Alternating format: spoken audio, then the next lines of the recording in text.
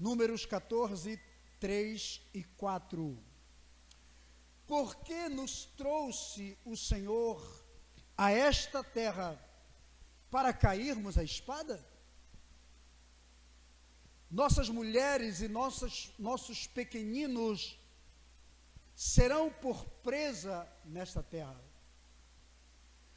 Não nos seria melhor voltarmos para o Egito? E diziam uns aos outros: constituamos uma pessoa por chefe e voltemos para o Egito.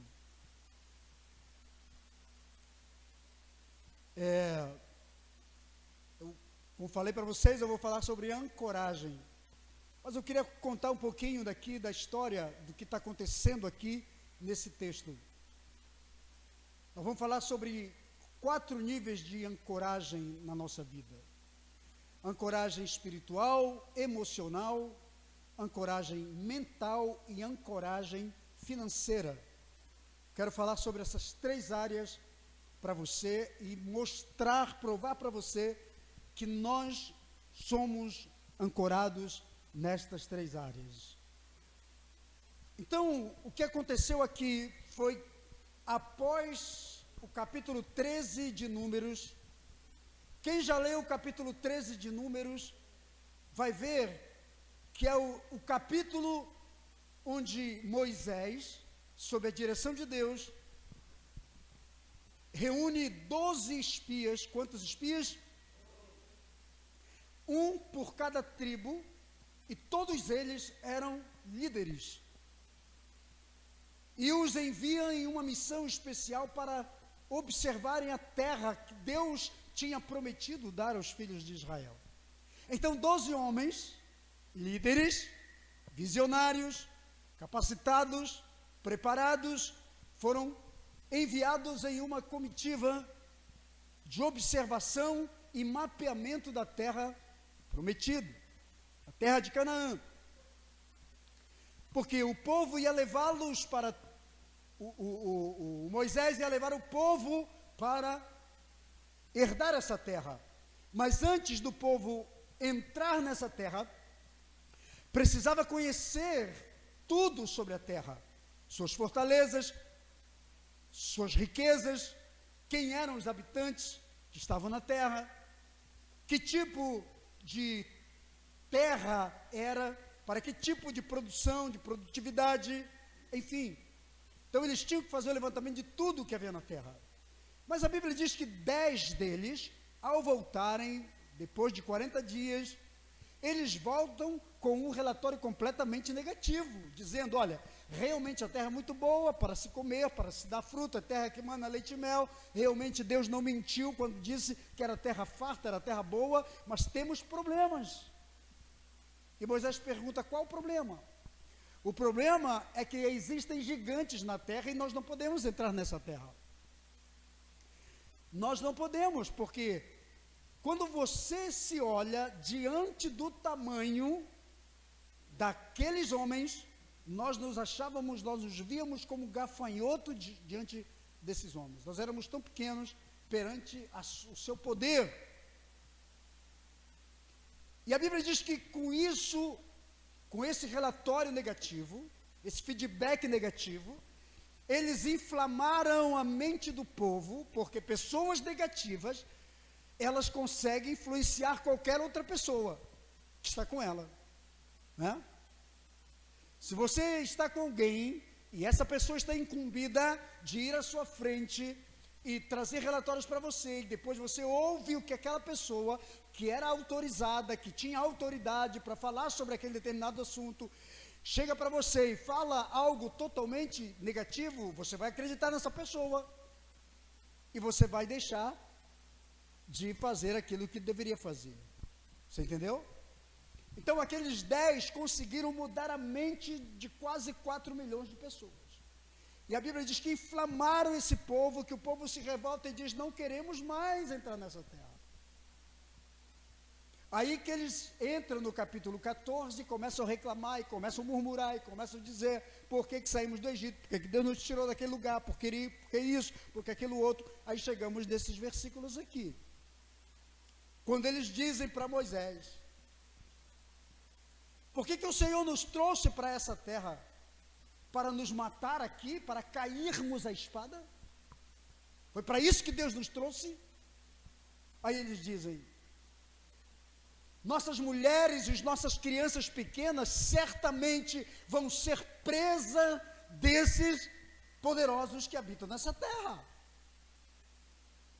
Aí ele diz, aí o povo diz: o que nós temos que fazer? Voltar para o Egito. Não seria bom se nós voltássemos para o Egito e morrêssemos no Egito? Por que temos que morrer no meio desse deserto e perder nossas esposas e nossas crianças para esses gigantes? Porque quando você está tomado pelo medo, toda pessoa que está dominada pelo medo, ela começa a criar monstros, inimigos mais fortes e mais poderosos do que ela. Todo mundo, isso acontece com qualquer ser humano. Você pode ser o mais valente que for, mas se o medo dominar tua alma, o medo dominar sua mente, o medo tomar conta de você, você multiplica, triplica, quadruplica, quintuplica o tamanho dos seus inimigos, dos seus adversários. Então eles já viajaram aqui, falaram: nós vamos morrer aqui a espada, e não tinha ninguém com espada ali para matá-los, mas eles já viram a espada, e falaram: nossas esposas, nossas crianças vão ser tomadas por eles, ou ser presa deles, porque o medo faz isso conosco. Amém?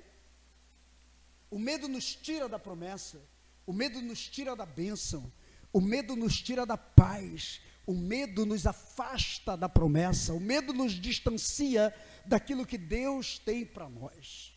Então vira para o seu vizinho e diga assim: o medo tira você do seu propósito. Diga: cuidado com o medo, porque ele tira você da rota do seu destino, e Deus tem um destino para você. Amém? Glória a Deus. Levanta a sua moral aí, entenda isso. Deus tem um destino para nós muito diferente, talvez, daquele que a gente tem programado para nós. Vamos lá. Aí eles dizem assim: quer saber?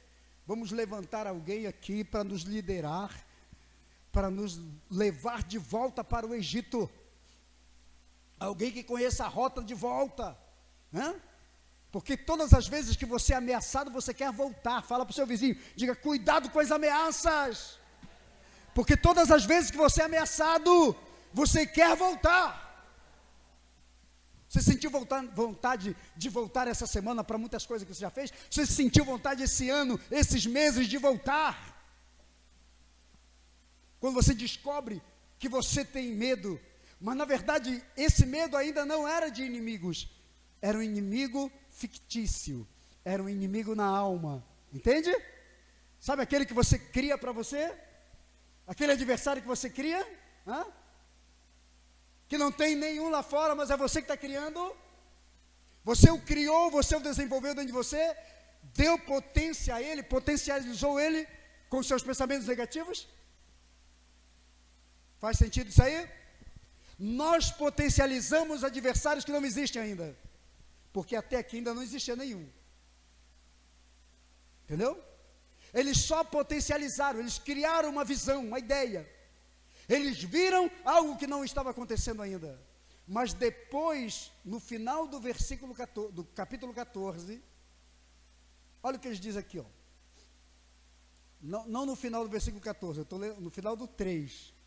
Mas eu vou te explicar o que aconteceu no final do 14.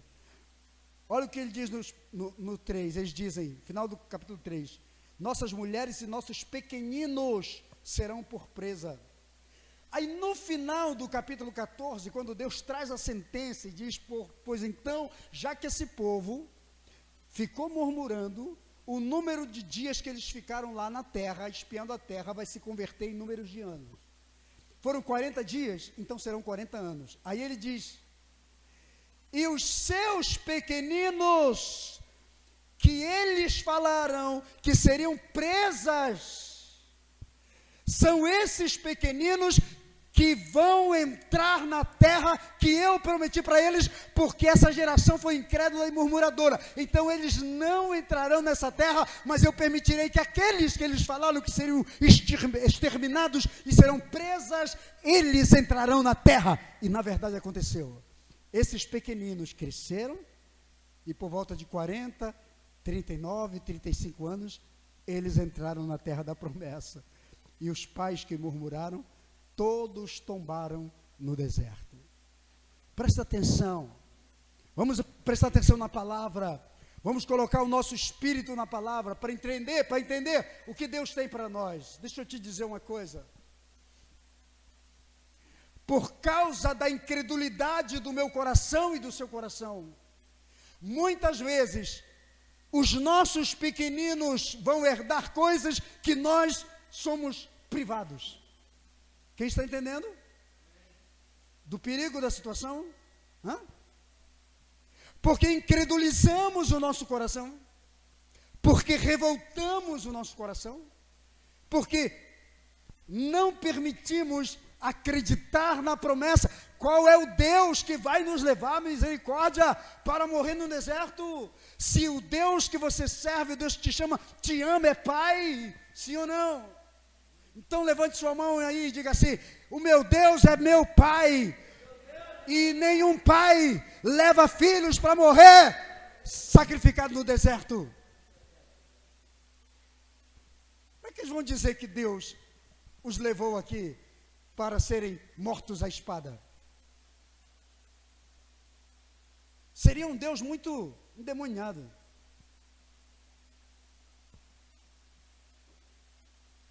Não é? Mas como o demônio é um e Deus é outro, então não havia essa possibilidade. Amém? Então Deus jamais permitiria ou levaria o seu povo para uma emboscada. Deus nunca faz isso comigo, com você, com ninguém. Deus não vai te levar para uma emboscada da vida.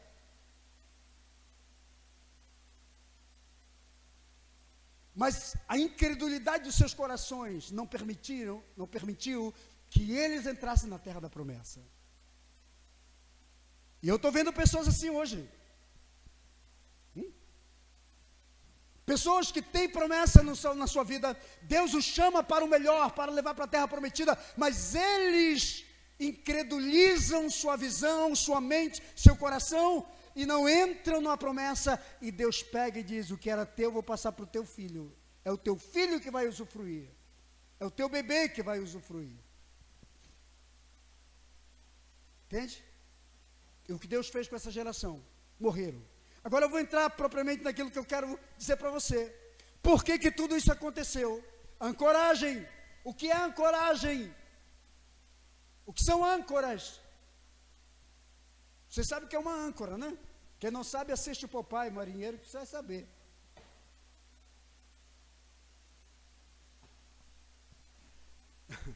A âncora é o que para um barco, né, num porto, num cais, num lugar. Você lança aquela âncora com muitos pesos dentro da água, o barco fica ali preso, ele não sai.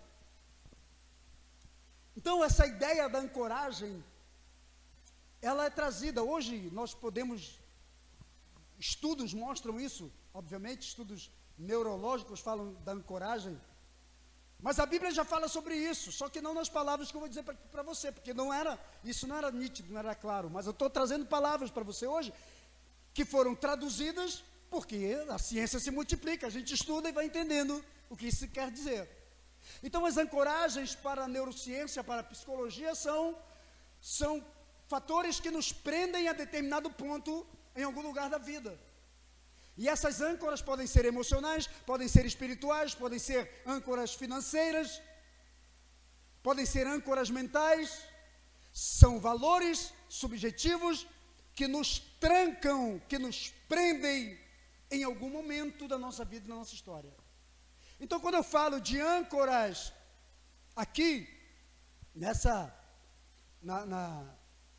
história dos judeus, dos hebreus, na verdade eles não queriam entrar e criaram monstros para lhes impedir de entrar naquilo que Deus tinha prometido para eles por causa das âncoras que o Egito construiu dentro deles ao longo de 400 anos. Então, nós podemos estar ancorados emocionalmente na nossa história, lá no passado, em alguma tragédia, em algum trauma, alguma situação. Podemos estar ancorados espiritualmente, não avançamos, não evoluímos. Podemos estar ancorados financeiramente, a nossa vida financeira não muda, porque temos uma âncoras lá atrás na vida financeira. Podemos estar ancorados mentalmente, a nossa mente ficou presa. Então, âncoras podem ser positivas ou podem ser negativas. Âncoras podem ser conscientes ou inconscientes. Muitas vezes nós temos consciência e às vezes não temos consciência, não sabemos, apenas estamos no automático, fazemos no automático, reagimos, agimos no automático e não mudamos a nossa vida, a nossa história. Amém ou não? Então esse povo, o filho de Israel viveu 400 anos, os filhos de Israel viveram 400 anos no cativeiro egípcio. E isso é suficiente para formar mentalidade, sim ou não? É suficiente para marcar. Então, quando eu digo de âncoras emocionais, vou começar aqui por parte. O que são âncoras emocionais? É tudo aquilo que nos limita nas emoções, que nos trava nas emoções. Nossos sentimentos, nossas vontades, nossa visão.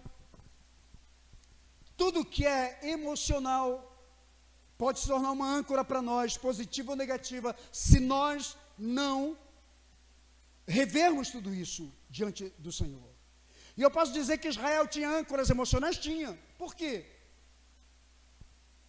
Porque eles viveram de tortura. Eles viviam com cadeados, com correntes nos pés, nos tornozelos, nos braços, na garganta.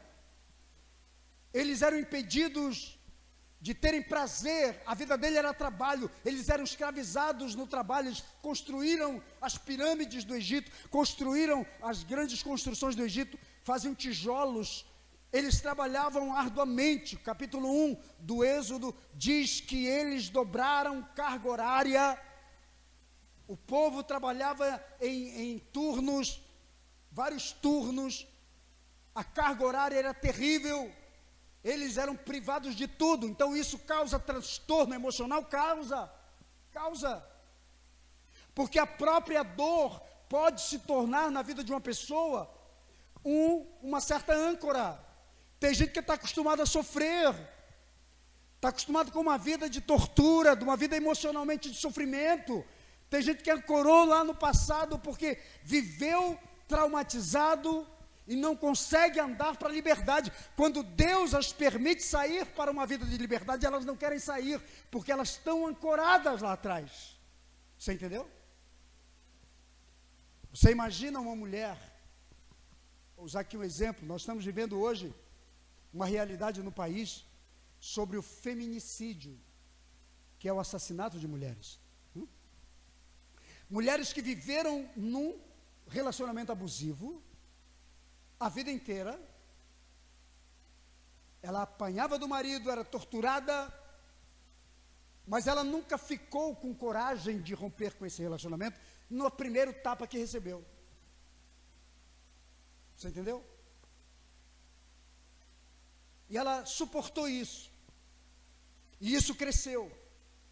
Quando ela não é assassinada, se ela romper com esse relacionamento, na maioria das vezes ela vai encontrar um outro relacionamento muito parecido.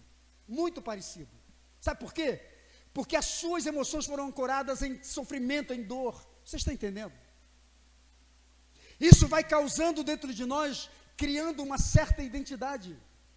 E nós nos tornamos familiarizados com aquilo, queremos aquilo a vida toda. Quando temos a oportunidade de uma vida de liberdade, quando a mulher tem a oportunidade, estou usando o exemplo da mulher, viu gente, mas não é só a mulher, estou usando aqui um exemplo que é mais comum para nós. Mas de repente ela tem, quando ela recebe a proposta de um casamento, de alguém que realmente vai lhe honrar, vai respeitá-la, vai tratá-la com dignidade, ela não consegue ficar naquele relacionamento. Você já viu a expressão de que mulher de bandido, né? Da mulher de bandido, né? Que é a mulher que apanha e tal, não sei o quê. Tem isso é uma identidade que foi criada, que foi gerada, âncoras emocionais. Aquele povo foi torturado por 400 anos, mas não queria sair para a liberdade. Você está entendendo? A oportunidade que Deus nos dá para uma nova vida. Eu vejo Deus dando oportunidade para as pessoas, mas elas estão tão acostumadas com o seu sofrimento, que elas não querem uma vida melhor, elas não querem mudar de vida, elas não querem a proposta que Deus tem para elas, entendem? Aí que elas veem um Deus que a está levando para a tortura, quando Deus não está.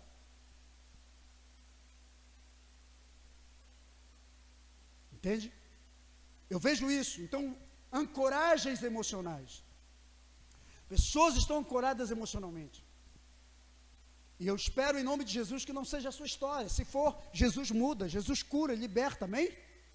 Mas não podemos ficar presos lá no nosso passado, por coisas que aconteceram que nos traumatizaram. Deus nos chamou para a liberdade. A Bíblia diz que para a liberdade foi que Cristo nos chamou. Então vamos para a liberdade, vamos para a vida nova, vamos para a bênção.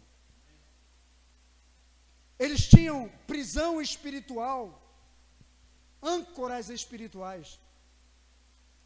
Quais são as âncoras espirituais?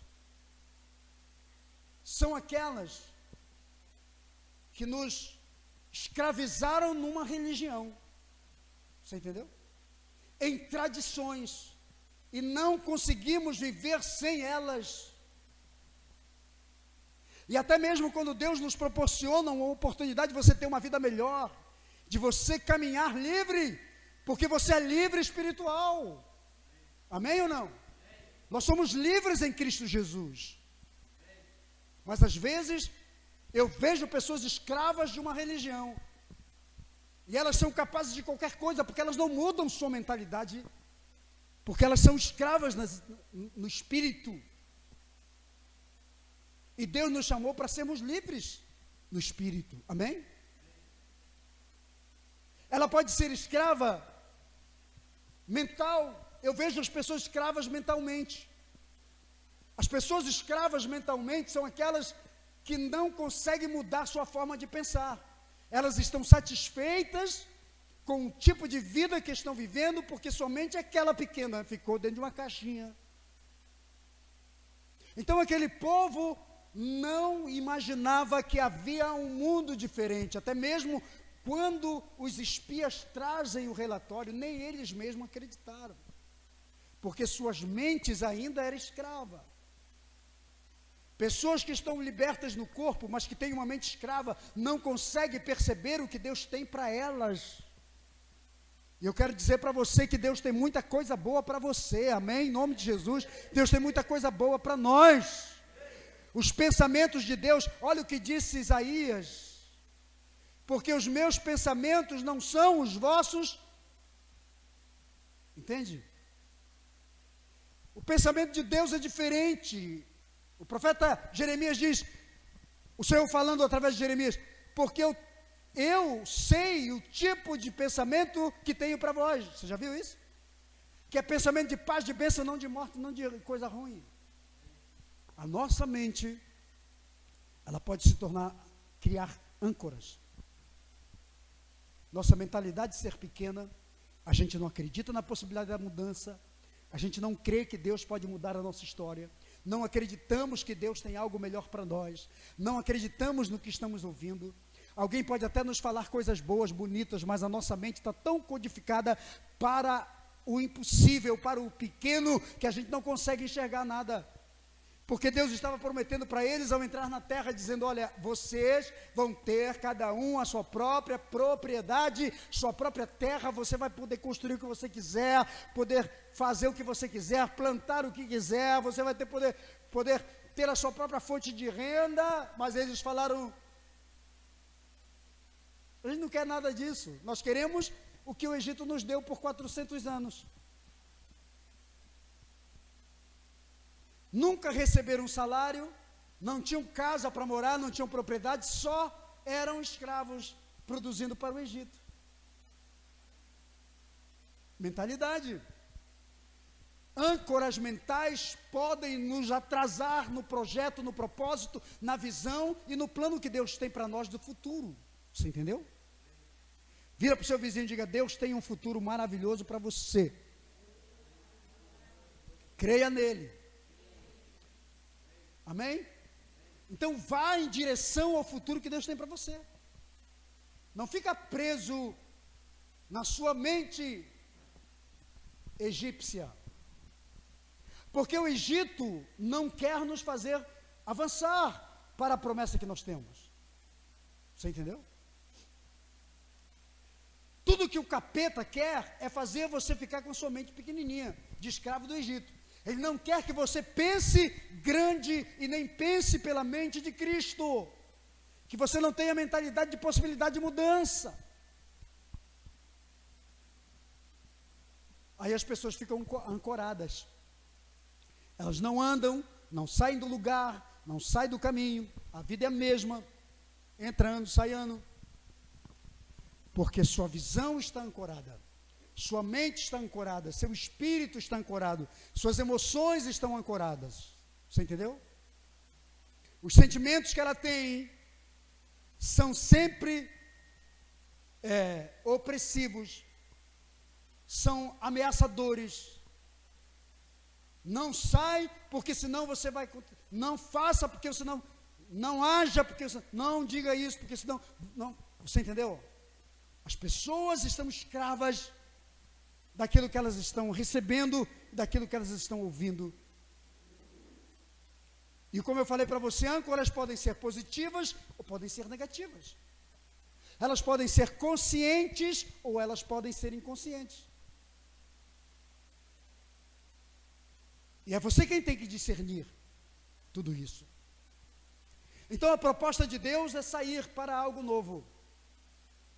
Mas o ser que está dentro da pessoa, com aqueles códigos mentais, emocionais e espirituais, não permite que essas pessoas entrem para a proposta, o projeto que Deus tem para elas.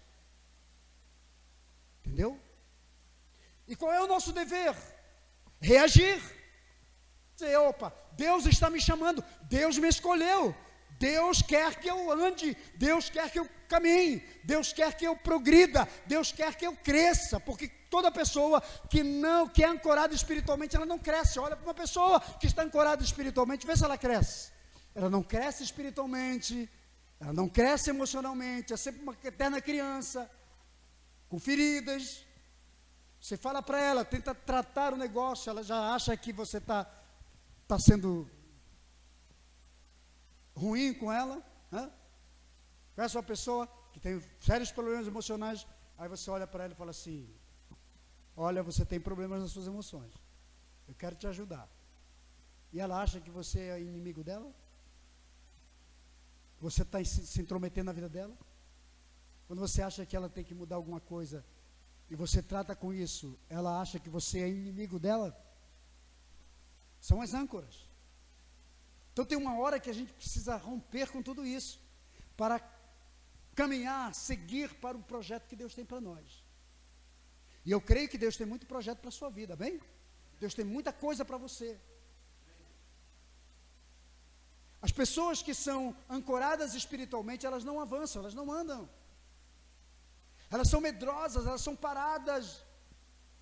Deus está chamando e desafiando para novos desafios, para novos momentos com Ele. E as pessoas ficam inseguras, ficam com medo, porque elas não são desafiadas a crescer.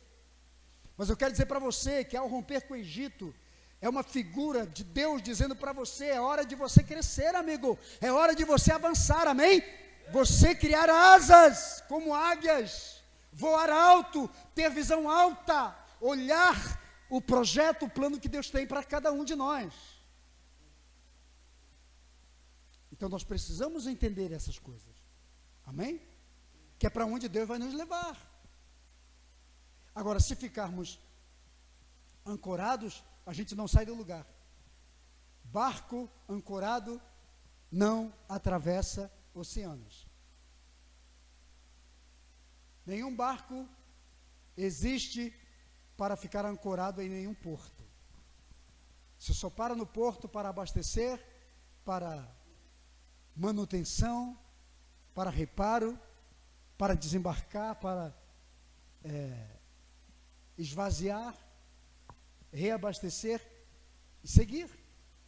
Entende? Para onde Deus nos chamou? O que Deus quer da nossa vida?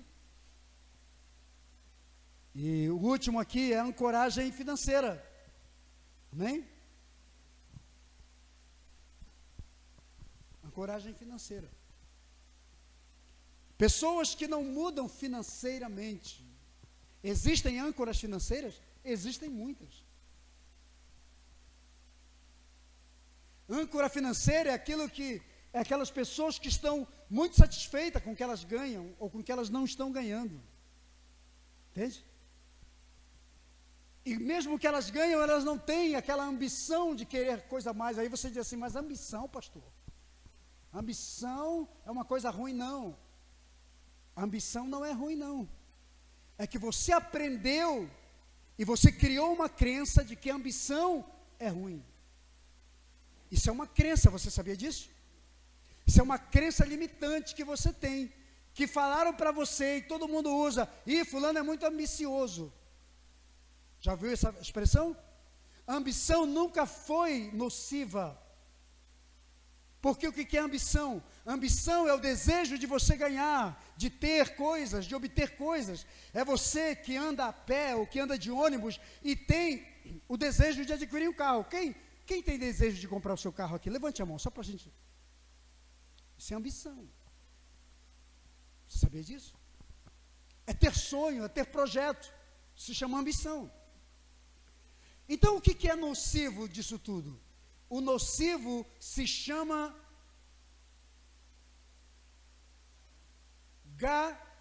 ganância. Isso é nocivo. Você entendeu? Porque o ganancioso, ele faz tudo para ganhar. Para ganhar, ele pode puxar o tapete de alguém, ele pode enganar alguém, ele pode defraudar alguém. Para ganhar, ele pode roubar alguém, ser, você está entendendo? Desonesto com alguém, ele pode até matar. Tem gente que até mata para ficar com dinheiro, com riqueza. Isso é ganância. Isso é o nocivo. Então nós aprendemos que ter ambição é maldoso, é ruim. E quando não é, é o que você precisa desenvolver na sua vida. Então tem pessoas que ancoraram financeiramente lá atrás, não avançam. Tem gente que diz, vive com aquela ideia, com aquele pensamento, com aquela crença limitadora. Não, eu ganhando o meu pão de cada dia está muito bem. Já viu alguém assim? Se dá para eu pagar as minhas continhas, está tudo bem. Se dá para comprar o ovo, o arrozinho, o feijão, estou maravilhado. Não pense assim não. Deus não quer esse tipo de pensamento para você. Você entendeu? Porque de repente Deus tem coisas grandiosas para você. Eu sempre digo uma coisa que eu aprendi. Toda pessoa generosa que pretende ajudar os outros, fazer muito pelos outros, pelo ser humano, só pode ter condição de fazer se for pessoa rica. Você entendeu? Se você tiver muito dinheiro, você pode fazer o que você quiser por muitas pessoas. Pessoas pobres que não têm condição financeira, não têm condição de fazer. Às vezes fica só no desejo. Você entendeu? Eu nunca esqueço de uma história que eu li, de um sujeito que foi para a África, é um empresário bem sucedido, foi para a África, e ele estava trabalhando, ele foi desafiado por um grupo de mentores, falou assim, vá para determinado local na África, passe 15 dias, veja a vida do povo, depois você volta. Fazia parte de um treinamento. E o cara foi. Aí ele ficou num lugar onde tinha uma moça. Ela tinha 17 anos.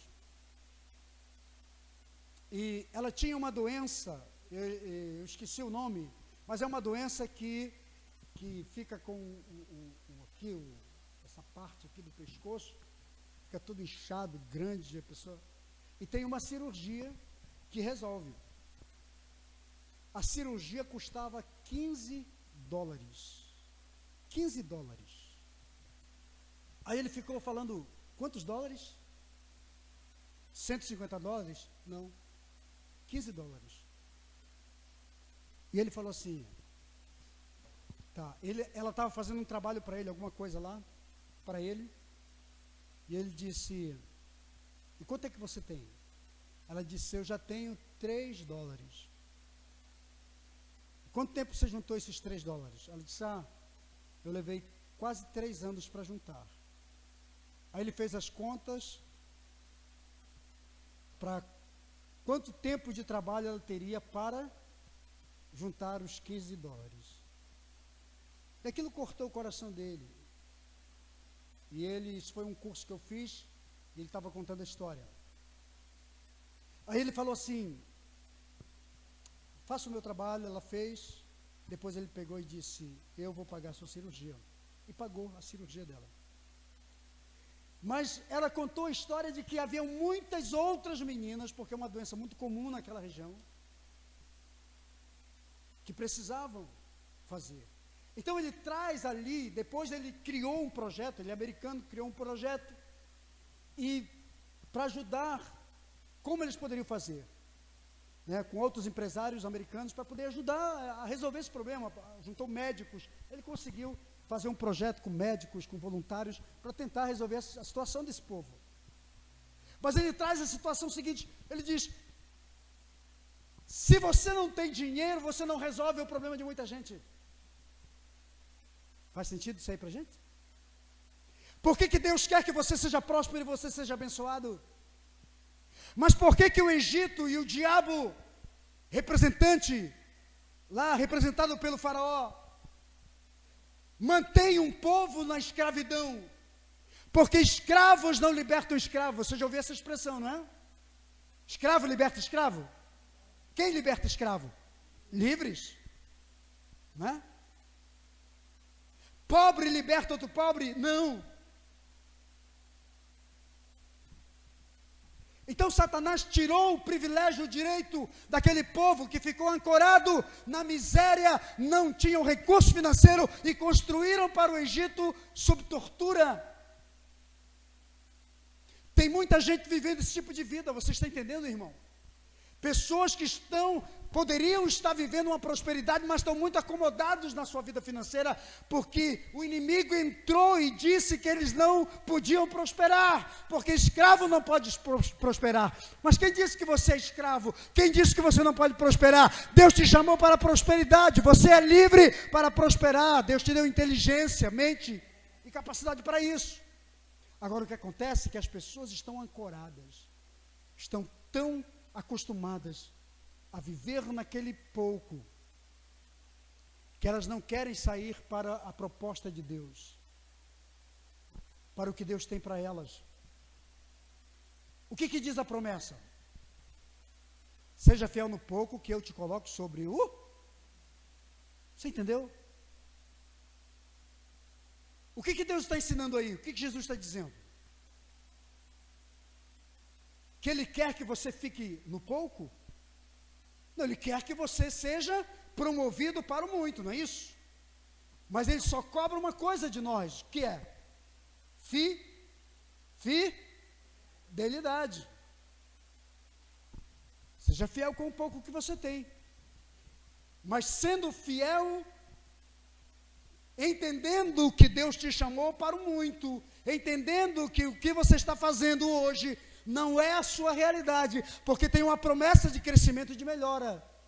O problema é que as pessoas estão muito satisfeitas, porque elas estão ancoradas no pouco. Talvez elas vieram de uma família muito pobre, que só tinha o básico, e o pai ensinou a viver isso. Eu já falei aqui da Vida Maria. Quem já assistiu o filme Vida Maria? Não? Pois eu digo para você, assista, vá lá no YouTube, coloca assim, Vida Maria. É menos de 15 minutos, eu acho. É um curta-metragem.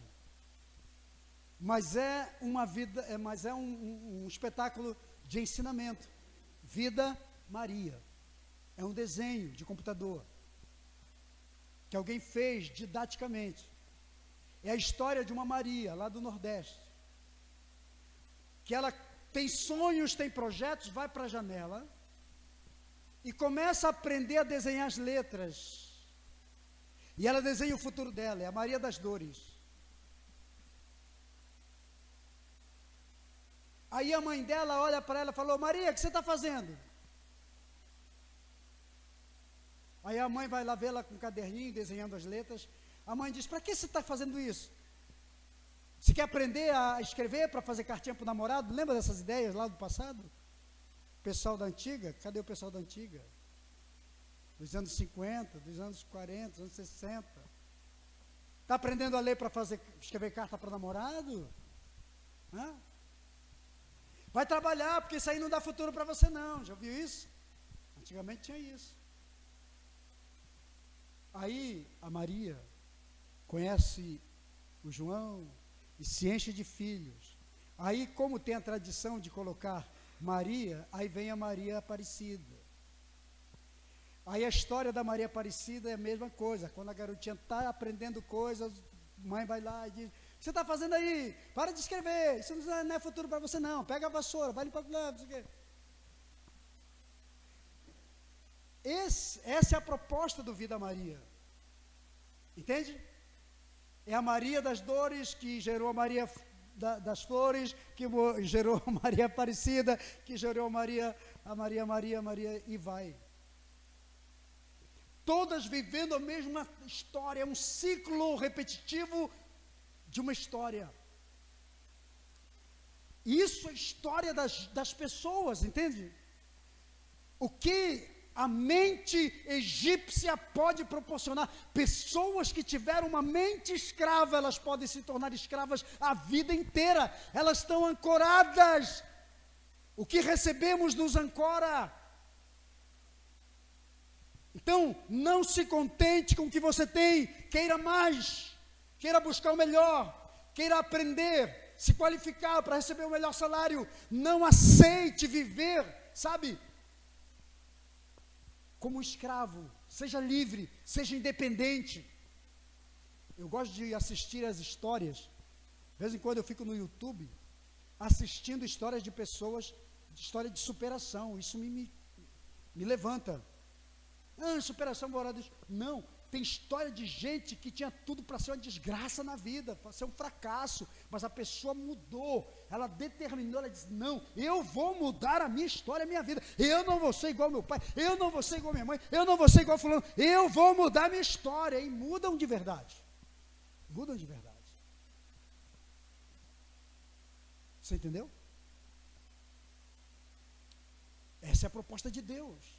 Mas âncoras nessa área podem nos manter presos. Um barco em potencial que poderia estar navegando em alto mar está apodrecendo no cais. Você entendeu o que eu quero dizer?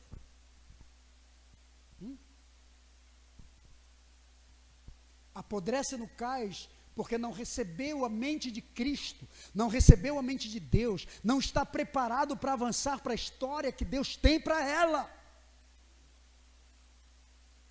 Ela não quer avançar, ela está ancorada, ela parou no tempo, ela estacionou sua vida. Você está vivo, amém? Você está vivo, você está com saúde, corra, busque.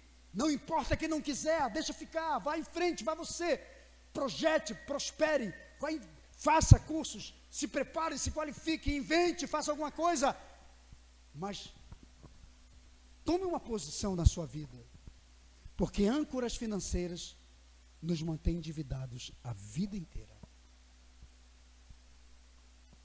Estou dizendo para você viver também aquela vida, porque eu não gostaria de viver para mim. Se você falasse hoje para mim assim: apóstolo, se te desse agora, se você ganhasse agora $1 bilhão, você ia querer? Eu falei: eu não. Talvez até para dar um bocado para muita gente, mas não queria isso não. Porque eu também não queria perder minha liberdade. Para eu ter para ser dono de 1 bilhão, eu teria que andar com muitas guardas-costas. Entendeu? Andar com carro blindado. Andar com gente armada todo tempo. Meus filhos teriam que ir para a escola com escolta. Você entendeu? É assim. Não é esse tipo de liberdade, porque isso não é liberdade nenhuma.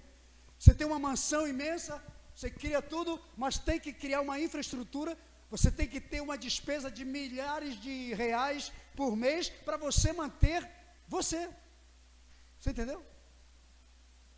Tem que manter os guardas lá na tua porta, tem que manter todo mundo. Vale a pena um negócio desse?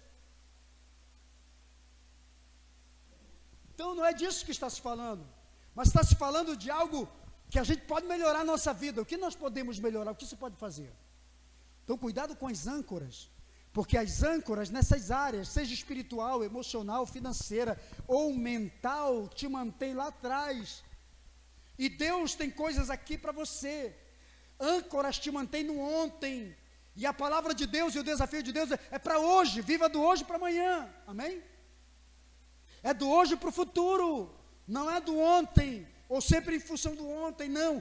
Cresça, desenvolva. Eu fico olhando para crentes hoje, eu falo, meu Deus, nós temos tanta palavra, tanta coisa maravilhosa, mas nós não queremos crescer, parece que paramos no tempo, e essa pandemia ainda ajudou as pessoas. Não, nada pode te parar, sabe por quê? Porque mesmo que o governo baixe um decreto de um lockdown, de que você deve ficar em casa, mas a tua mente não está aprisionada, sua mente não entra em lockdown, você entendeu? Foi o que Paulo falou para os filipenses, eu acho. Ele disse, eu estou preso fisicamente, mas o evangelho não. Ele diz, eu tenho liberdade, eu falo o que eu quiser, eu vou falar, ninguém pode prender a minha boca.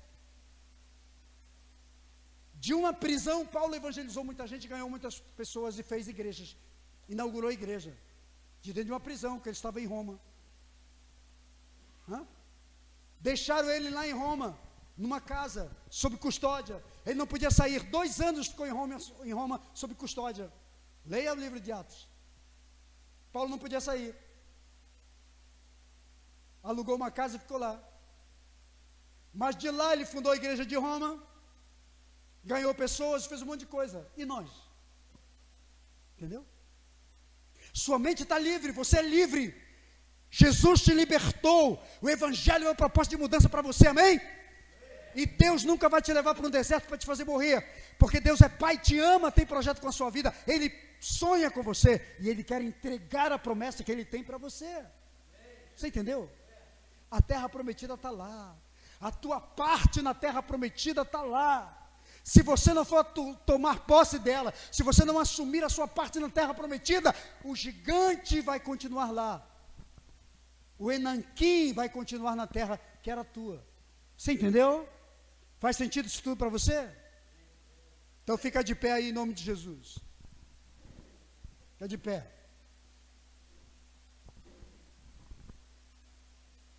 Liberte-se de todas as âncoras nessas áreas que você tem na sua vida. Em nome de Jesus, amém?